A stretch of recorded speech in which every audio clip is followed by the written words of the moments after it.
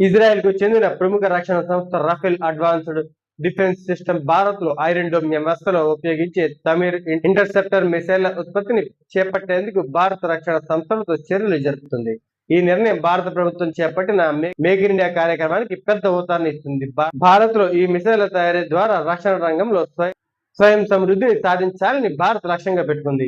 ఈ మిసైల్ ఉత్పత్తి లైన్ కేవలం భారత రక్షణ అవసరాల కోసం మాత్రమే కాకుండా అంతర్జాతీయ మార్కెట్ కు ఎగుమతి చేసేందుకు కూడా ఉపయోగపడుతుందని నివేదికలు చెబుతున్నాయి. దీనివల్ల రఫేల్ సంస్థకు ఉత్పత్తి వ్యయాలు తగ్గడమే కాకుండా అత్యవసర సమయాల్లో అదనపు ఉత్పత్తి సామర్థ్యం అందుబాటులోకి వస్తుంది. ఈ చర్చలు భారత్ మరియు ఇజ్రాయెల్ మధ్య పెరుగుతున్న రక్షణ మరియు వ్యూహాత్మక సంబంధాలకు నిదర్శనం. ఫిబ్రవరి 2026లో ప్రధాని నరేంద్ర మోదీ ఇజ్రాయెల్ పర్యటన తర్వాత ఈ తరహాలో రక్షణ సహకారం మరింత వేగవంతమైంది.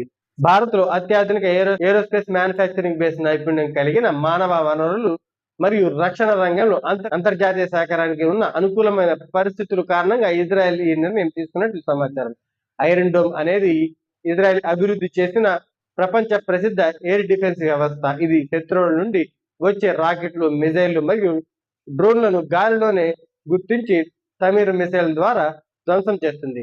ప్రస్తుతానికి ఇది రఫేల్ మరియు భారతీయ కంపెనీల మధ్య జరుగుతున్న చర్చల దశల్లో మాత్రమే ఉంది. ఈ ప్రాజెక్టు తుది రూపు దాల్చితే ఆసియాలో ఐరన్ డోమ్ మిజైల్ తయారు చేసే ఏకైక దేశంగా భారత్ నిలవనుంది.